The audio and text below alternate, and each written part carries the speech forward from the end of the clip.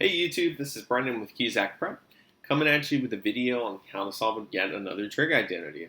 So, in this video, what we can see is we have cosine of A over 1 plus sine of A, plus 1 plus sine of A over cosine of A is equal to 2 times secant of A.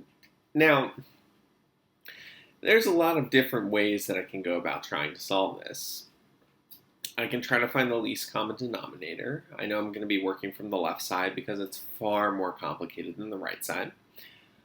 Or I could do something else, which is called multiplying by the conjugate. It turns out that that's probably going to be the best way to solve this one, so that's what I'm going to go with. Now, the conjugate is when you have something that looks a lot like a trig identity, but is maybe missing the squares. So we know sine squared plus cosine squared is equal to 1. So when I see this 1 plus sine of A, I see something that has two of the terms that are in that trig identity, but it's missing the squares. So the conjugate is if I have something of the form A plus B, I need to multiply it by A minus B. So essentially the exact same thing, I'm just changing the sign. In particular, you want to do this when your trig function is in the denominator. So I'm going to multiply this by 1 minus sine of A over 1 minus sine of A. On top, I'm going to distribute. So I would have cosine of A minus sine A cosine of A. And on the bottom, I'm going to FOIL it. So I'm going to have 1 plus sine of A minus sine of A minus sine squared of A. And this really is the beauty of the conjugate, is the plus sine of A and the minus sine of A. Well, those simply cancel out. And on the right side, I'm still going to have this 1 plus sine of A over cosine of A. And then that equals 2 secant of A. Well, when I look at this denominator here, which is now 1 minus sine squared, well, I know that that's cosine squared, right? Because I'll write it over here. Sine squared of x plus cosine squared of x is equal to 1.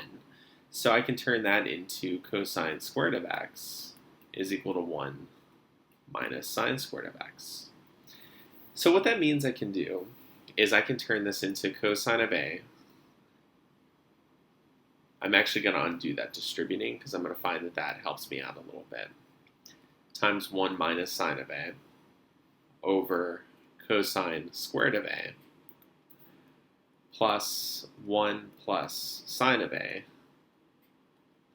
over cosine of A is equal to 2 times secant of A.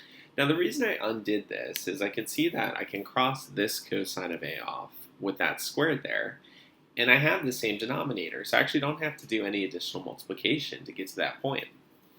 So what I have on top is I have 1 minus sine of A, and that's going to be over cosine of A, and that's going to be added to 1 plus sine of A over cosine of A.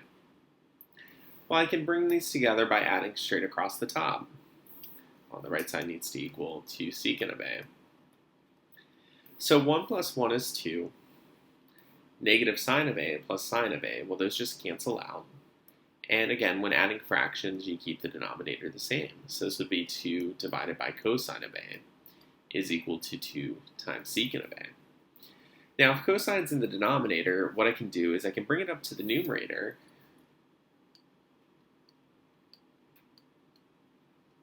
as 2 secant of A.